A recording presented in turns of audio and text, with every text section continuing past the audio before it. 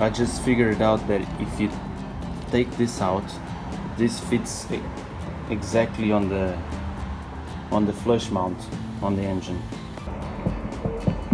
This bottom bit here. Now this bit, you just go and screw in the engine. If you have one of these, I always just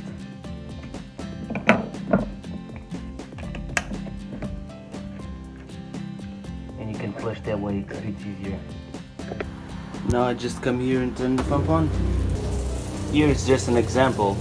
I can do this with the hose here on the Marina, but just to show you that you can do this on the if you stop in the island and you don't have anywhere to flush.